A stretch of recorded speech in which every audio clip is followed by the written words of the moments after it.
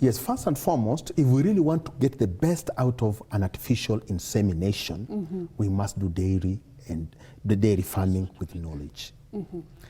The farmer himself, plus the farm hands and the farm managers must have a very keen eye and good records on their farms that will make sure before an animal comes on a heat, you expect the animal to come on heat.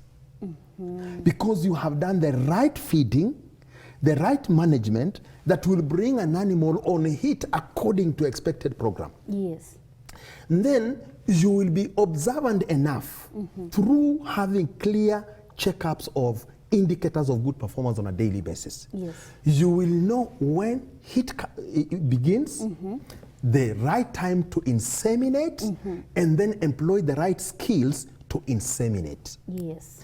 And then when you inseminate, you expected insemination. Yeah. You observe the right signs of insemination.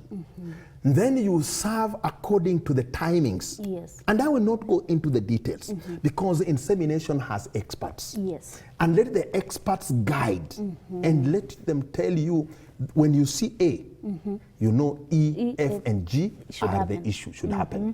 And therefore you start doing your timings so that when now you bring an inseminator, if you don't have one on the farm, when you bring an inseminator, he will get it right with the first stroke.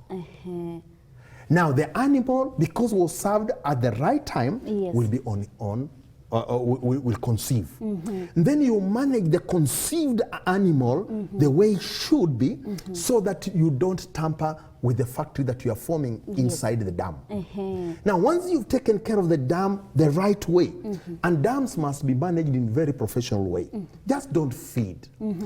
Even know that when you are, for example, you have a heifer, the demands of a heifer are relatively different from a fast calver or an animal that is over 32 months. Because a heifer that is one in calf, two is still growing, three maybe is within a particular environment. This one has more demands because you must feed it for body maintenance, feed her again for growth, then feed her for the dam that she's carrying. Okay? Yes. And then, so that when you are feeding them for these three, you make sure there's enough for all the stages.